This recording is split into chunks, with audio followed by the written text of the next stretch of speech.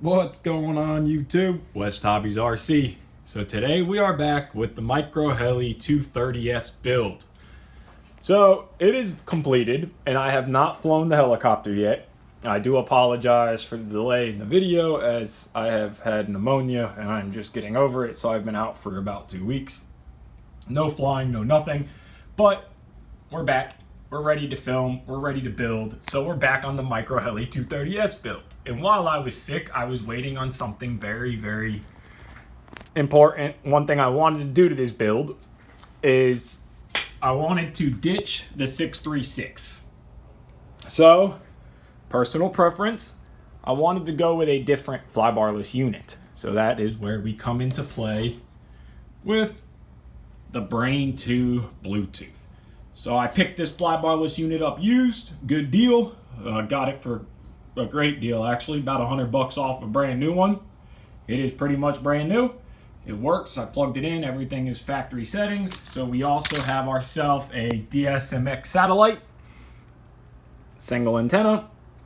So we are gonna run a DSMX satellite to the Brain 2, and then we are going to throw the Brain 2 in place of the 636. And I'm thinking for the satellite, we are going to put it up under the battery tray here and run the antenna out here, and we'll be good to go. So I'm going to go ahead and get to stripping this thing down. We're going to pull the canopy back off, pull the head back off, swash plate, main gear, give us plenty of room for getting the flybarless unit out, remove the boom supports, just so we have plenty of room to work on this thing. And from the very beginning of this build, my plan was to go with a Icon Brain flybarless unit. So now we are going. And real quick, I get this question a lot and I see it. What is the difference between Brain and Icon? If you notice, they are both made by MSH. Brain and Icon, they are the same. The difference is where they were sold. Brain was sold over, UK area. Icon sold in the States. So that is the difference between Brain and Icon. They are the same flybarless unit. So I'm going to get this thing pulled apart. I'm not going to bore you guys with stripping it back down. And once I get ready to pull the 636 out, we will set the camera back up and we'll start swapping it over. So we got the head pulled off, main shaft, canopy out, all that good stuff. We got everything unplugged from the 636. It's a good idea when you are doing a helicopter to just, I use a little bit of painter's tape, blue, whatever, masking tape, doesn't matter, and just mark which one, pitch servo, aileron servo, elevator servo. ESC I don't mark because obviously that's throttle and that's tail. And of course tail motor wires are color coded, so you don't have to mark any of that. I don't have to mark them, but it just makes it easier, especially when you have your wires run like this. It makes it a little tricky to figure out which servo goes to which without plugging them in and testing them. So now we got everything taken apart. We got the servos all marked and unplugged. So now we're going to pull the 636 out and get ready to swap the Brain in. So I'm gonna get that done and we'll see. All right, we got the 636 out. We have the Icon ready to go in. So now I'm going to orient it this way. So now this is the Bluetooth version. So there is no side port for an external USB plug, but that's okay because we have lots of room up here. Now, I was a little concerned because I only have 1 inch and I believe 1.5 inches in between the two frame rails, and the Icon itself is exactly 1.5 inches. So hopefully it fits. I have not tried this yet. But anyway, so I don't have the side port. So I'm going to position it this way, wires to the back, of course, and that way I can plug in my USB cable. I have a 90-degree adapter, and I will be able to plug that in and program from here, and any other little micro adjustments I need to do. Of course, it's Bluetooth, and I can download the app right to my iX12 and do it all from my radio. Very nice feature. So let's see if we can. I have the camera in one hand and I'm holding the Icon in the other hand, so this might be a very little bit tricky, but we're going to test fit this. If it does fit, which I really hope it does because this is the one that I bought for it, but if it doesn't fit, we can figure. Oh, it does. All right. Look at that. It fits in between the frame rails. So I am very happy about that.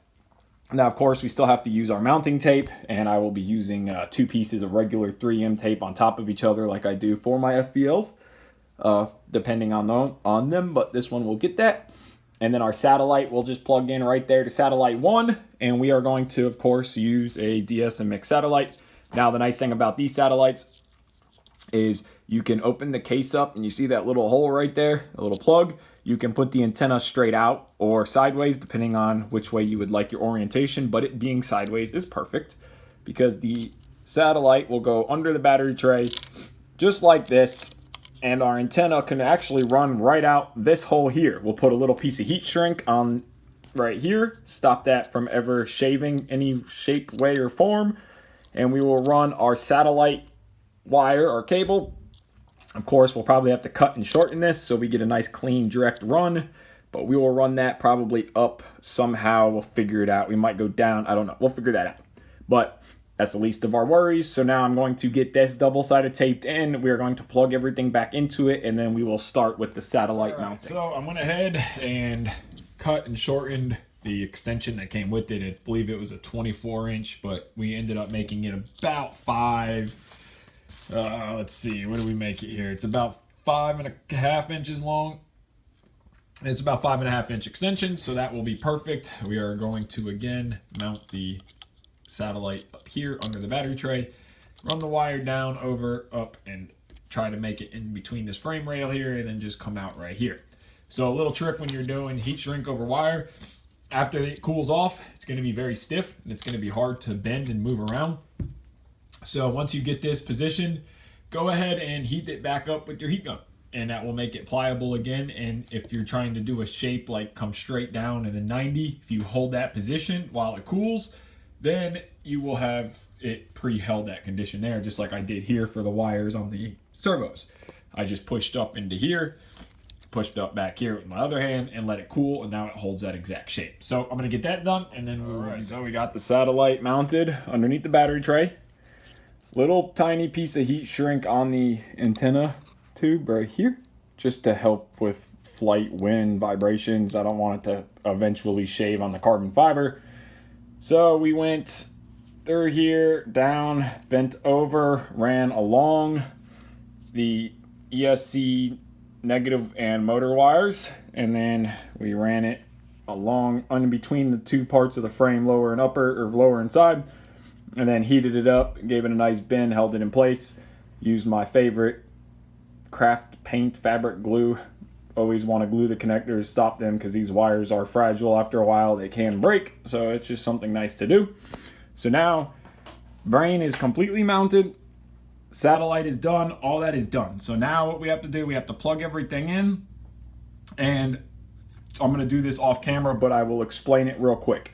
So elevator servo is going to go to servo, oh, I'm sorry, you can't see nothing. So elevator servo is going to go to servo 1. So this is your elevator servo. And if you pull up your Icon software, you'll notice a diagram, and it'll show you what each servo goes to. But just in case, servo 1 is elevator. Servo, this is your pitch servo. So your right servo's pitch, so that'll be servo 2.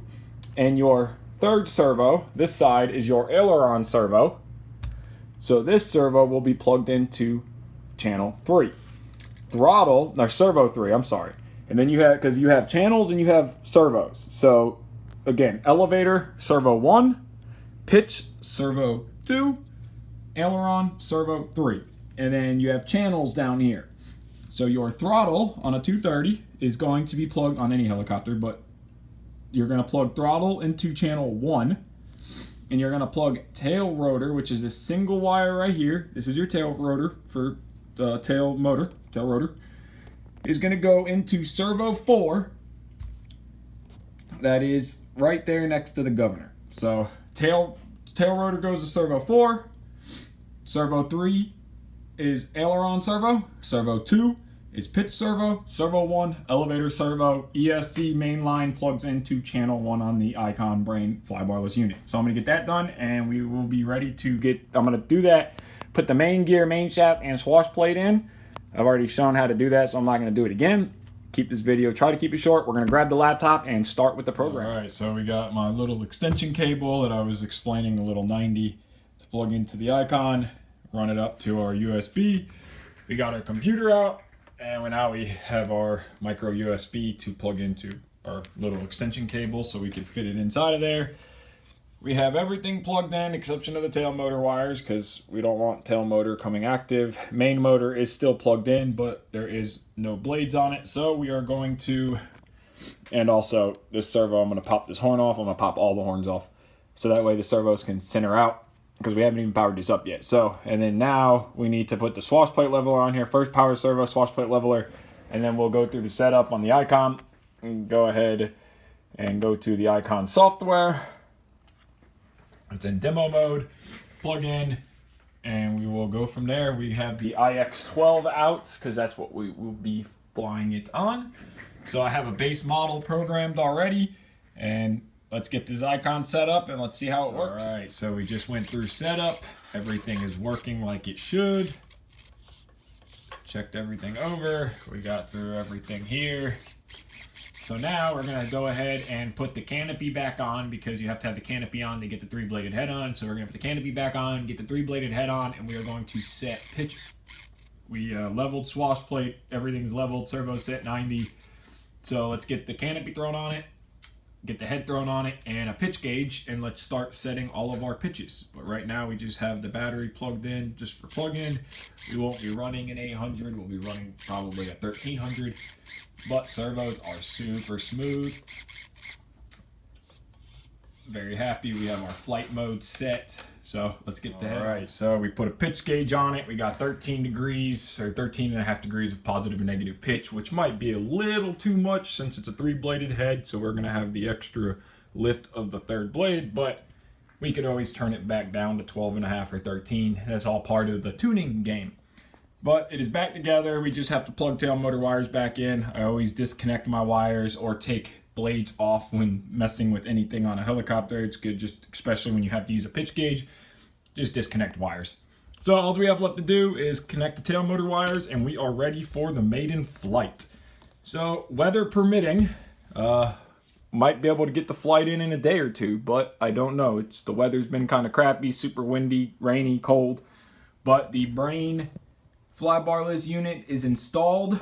Receiver or DSMX receiver is installed. We ran a little piece of heat shrink with a tube and C8'd it to the mainframe. So we have the antenna now out away from everything. It's clean, it's crisp. Everything looks like it should. The helicopter looks incredible. The kit looks incredible. I am super happy with this. MicroHeli, you did an awesome job with this kit. The carbon fiber just looks fantastic on everything. Carbon fiber on the blades looks so good. So I am super happy.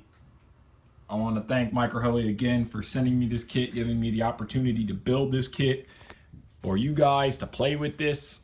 I cannot wait to fly it. I am super excited. I will say though, with the Brain, it does have tally like the M2, so it will take main motor power away to help with tail torque. So that is going to be awesome to play with. As soon as I get the software tuned on the Brain, because I'm sure it's going to take a couple flights to get it perfect, I will be sending the file to anybody who wants it.